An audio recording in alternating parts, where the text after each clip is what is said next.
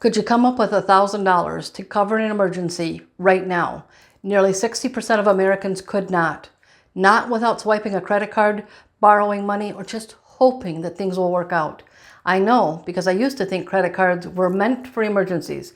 And boy, was I wrong. And I learned that lesson the hard way. Most financial advice tells you to save 3 to 6 months of expenses. But let's be real, when you're barely making ends meet, that advice isn't very helpful. Here's the good news. Building an emergency fund doesn't have to take years. With the right system, you can start fast and create financial security sooner than you think. And that's exactly what I'm sharing with you today. I'm Rose Colburn, and I help people take control of their money with real, BS-free financial strategies that actually work in real life, because no one should feel like wealth is out of reach. A Freedom Fund covers unexpected emergencies and includes a 10 to 20% buffer for opportunities. That way, you're not just surviving, you have room to say yes to things that move you forward. That's why I call it a Freedom Fund, because it's more than just an emergency stash. But for this video, we're just focusing on the emergency portion, the amount you need to handle life surprises without going into debt. So how much do you need? Let's break it down into 3 simple tiers. The first is the starter tier. This is your first line of defense. It's your safety net that's meant for the small but urgent expenses like a car repair, medical bill, or last-minute travel. If you're just starting out, focus on this first before worrying about anything else.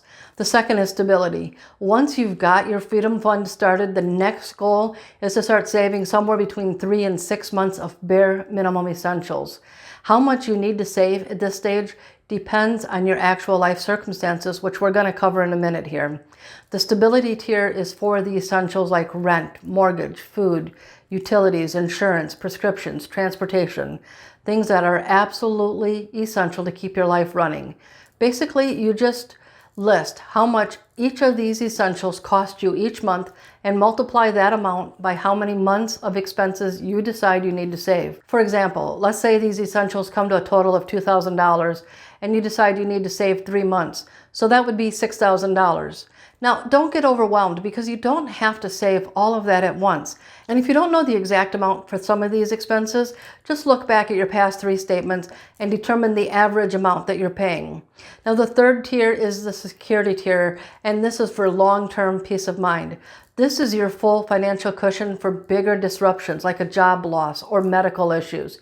Here, you multiply your essential expenses by 6 to 12 months, depending on what makes you feel secure, just like you did for the stability tier.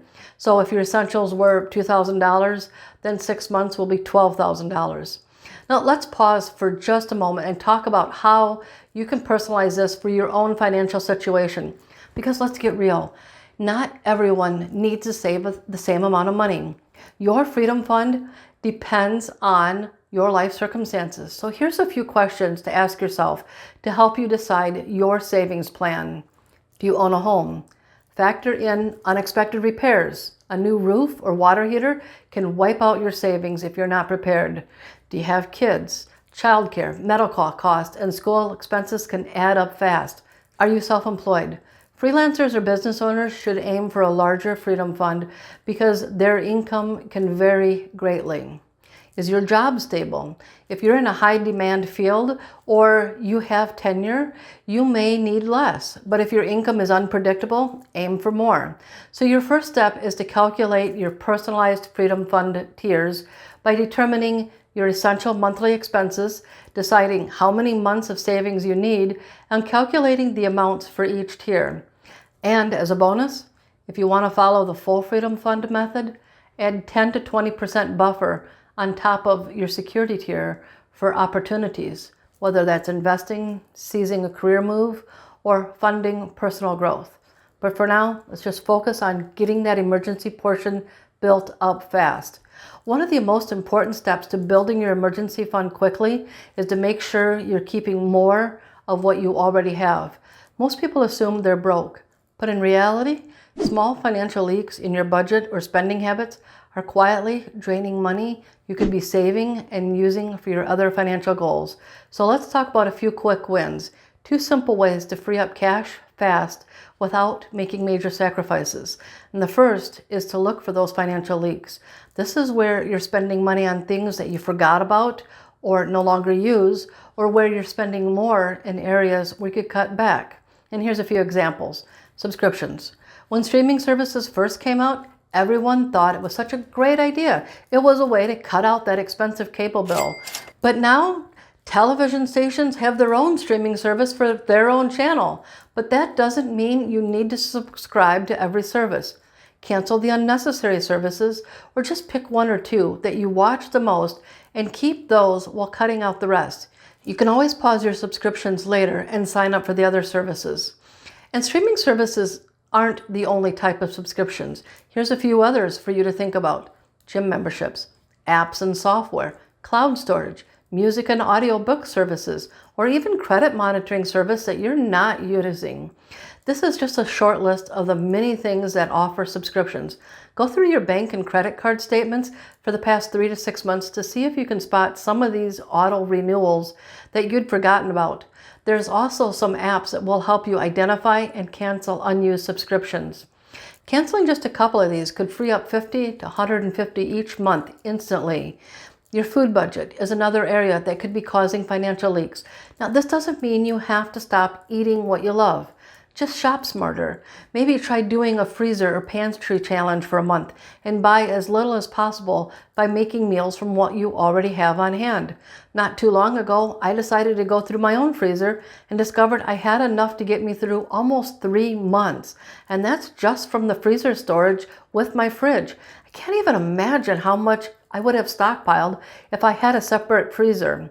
And if you frequently eat out or order takeout, just cutting one restaurant meal per week could save $40 or more without feeling deprived. And another financial leak that people don't even think about is the bills and services they pay for.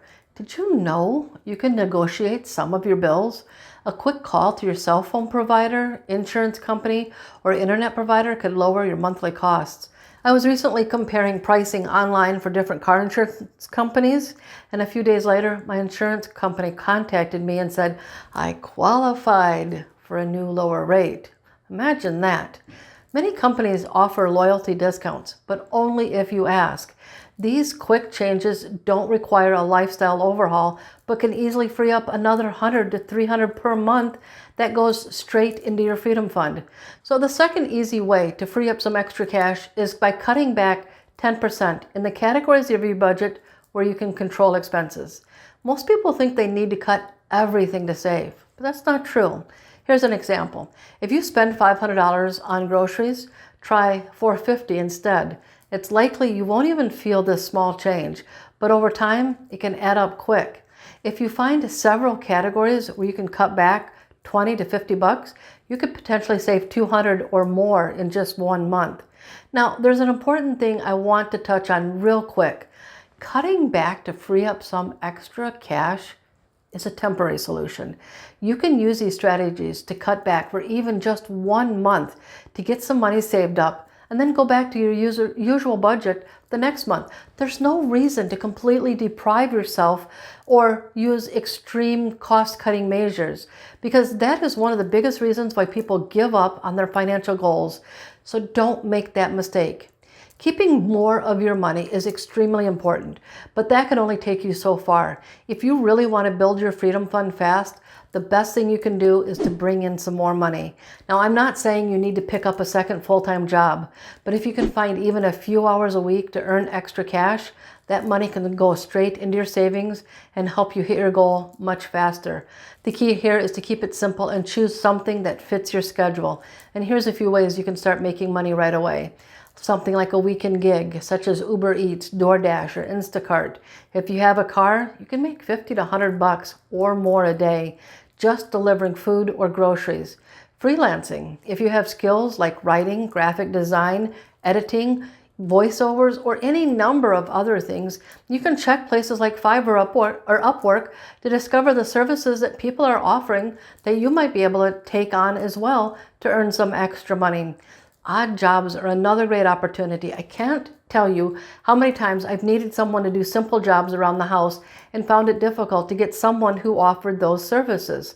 A few things you can consider are pet sitting, lawn care, tutoring, and more. Odd jobs like these are always in demand, and depending on where you live, you can make 20 to 50 bucks an hour. Cleaning, organizing, car detailing, even pressure washing. There's always a market for these skills, and you don't need a fancy setup to get started. These are just a few ideas. Figure out your skills and what you're good at or what you might enjoy doing, and dedicate 5 to 10 hours a week to bring in some extra money. How much you can earn might surprise you. It could end up being several $100s extra each month. And when you combine this with the money you've already freed up in your budget, you're well on your way to building your freedom fund faster than you ever thought possible. Now that you've freed up all this extra money and maybe even started bringing in some more, let's make sure it actually stays in your freedom fund instead of disappearing into random expenses. And the best way to do that? Automate it. Here's the thing. Saving doesn't happen by accident. If you wait until the end of the month to see what's left over, chances are there won't be anything left. That's why instead of saving last, you need to pay yourself first before a single dollar gets spent anywhere else. And the easiest way to do this is to have money automatically moved into savings every payday. Even if you start small, 25, 50, 100 bucks, doing it automatically takes away the decision making, so you don't even have to think about it. And where you save it matters. Keeping it in your checking account is just asking for it to get spent. Ideally, you should save it in a high-yield savings account where it earns a little extra interest over time. And here's an extra simple little trick. Name your account something like Freedom Fund. Do not touch. That simple trick makes it a lot easier to stay disciplined, because every time you log it in, you'll be reminded exactly of what that money is for. Now, here's a sneaky savings hack to build your fund even faster. Whenever you spend your money on something non-essential, match that amount in your savings. You buy a $5 coffee, transfer $5 to your Freedom Fund. Spent $20 on takeout, move $20 into your Freedom Fund. It might not seem like much, but it adds up fast, and it makes you way more mindful of where your money is actually going. Once you set this up, saving becomes effortless, and that's the key. The less you have to think about it, the easier it is to build real financial security.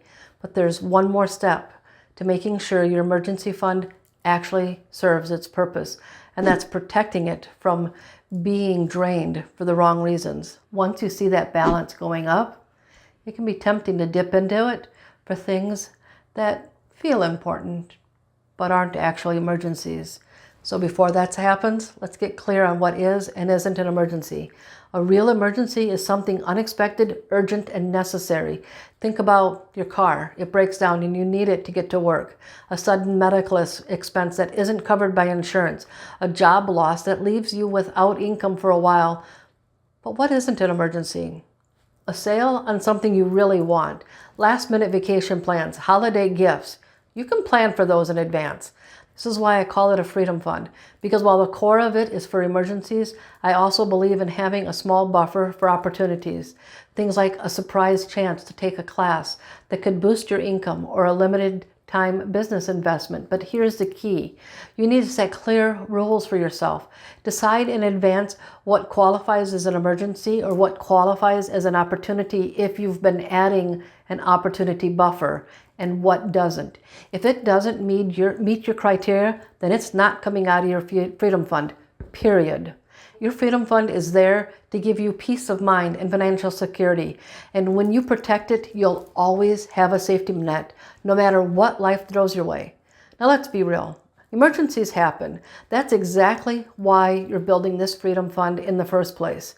So here's a bonus tip. What do you do after you had to dip into it? Rebuilding fast is key, because the last thing you want is to be caught off guard by another emergency with nothing left to fall back on. So here's how to bounce back quickly. First, pause all non-essential spending for at least 30 days. This isn't forever, just a temporary way to reset to free up extra cash and refill your fund faster.